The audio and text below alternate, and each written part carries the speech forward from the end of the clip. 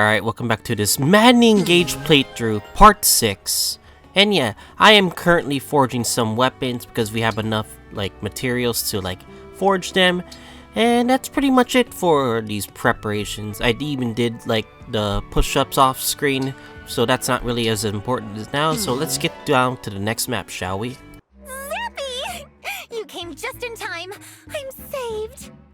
Zappy indeed. And also, Hiya, Papaya. By the way, we have this VTuber looking girl named Yunaka, who has this VTuber nonsense with her speech patterns. It's true she is a secret hired assassin. You must have great eyesight, Yunaka. Yeah, I have a killer's eyes. What was that?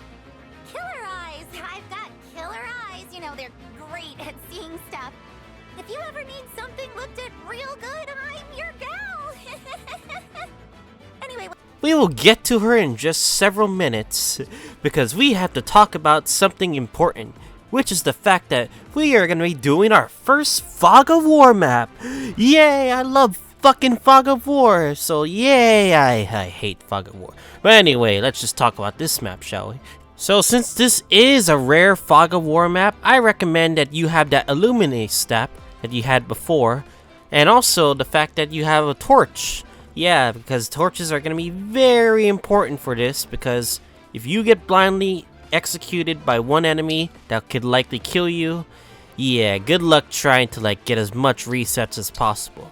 And also the fact that the boss will definitely move, so you want to be sure to not get in range of that, because after a certain amount of time the boss will actually move along with our other units. So yeah, it'll be like Lelouch in a way, but at the same time, well, it's more scary because it's also a hand axe, so you don't want to get hit by that too, so okay.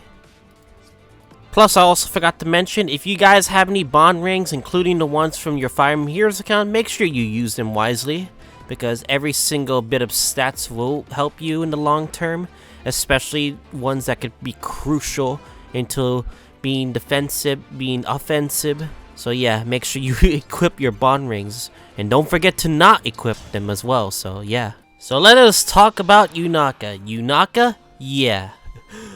As with those bases you see right there, she is one of the best units to use. It has her passive, which occupies terrain, which will apply a void bonus, which grants crit plus 15.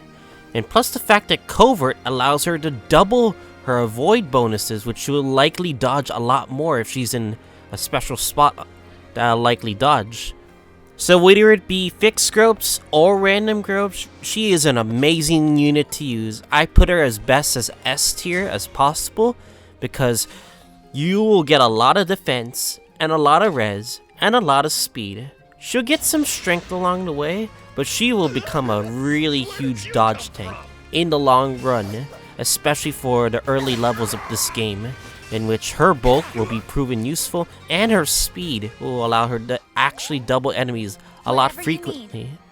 So yeah, I definitely recommend Yunaka. She's an S tier unit, and yeah, you will not be disappointed in how you use her, as you can take out both the Thief right now using the abilities of your MC and Yunaka, just so you can recover that Papaya ring, which we'll definitely talk about once we get to it.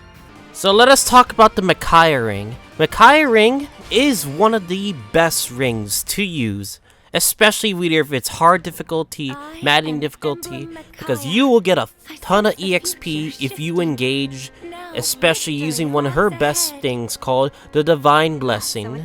Well, not really a Divine Blessing, but it's a sacrifice, which allows her to heal every party member that's low on the map, and it makes her unit to go back to 1 HP. So that's not worrisome, but you will get a lot of EXP just for healing a lot of units on the map.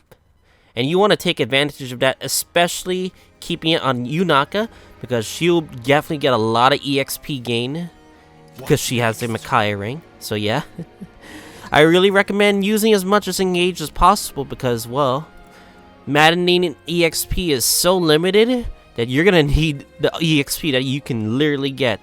Even now when I was playing on hard mode, you will literally have a hard time just trying to get EXP either way, so...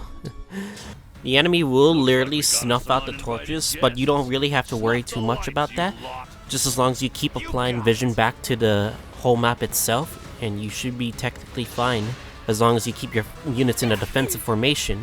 If there's one thing to warn, I got hit by a longbow archer out of like BS, so yeah, that is technically another reset on my part. Also another thing, if you use the Papaya engage with the Shine Tome equipped, you'll be able to at least illuminate a bit of the area, which will definitely technically help, instead of just using torches.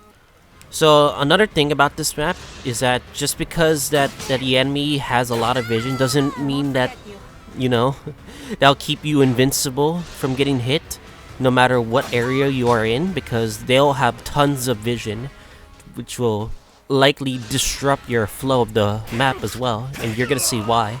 And thus giving me another reset because of my stupidity. Well, anyway, let's reset that. And also be aware, if you're using Great Sacrifice, you gotta make sure that like every unit on your party at least taking a single point of damage to realize the max potential, because you guys are gonna see that massive EXP gain just from using that ability. And also, just make sure you are staying away from the line of fire, or else, well, your unit will literally get killed, and you don't want to waste that. So for the boss alone, he is pretty easy to beat. If you can handle Nalucha, you can handle the likes of him.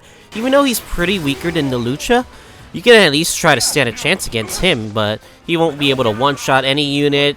Just make sure you have all the damage you need for either from your engages, or either from your attacks, from your follow-up attacks, and you should be good to go. And that is pretty much the end of this Maddening chapter, so I hope you guys enjoyed this part. I'll see you guys all to part 7.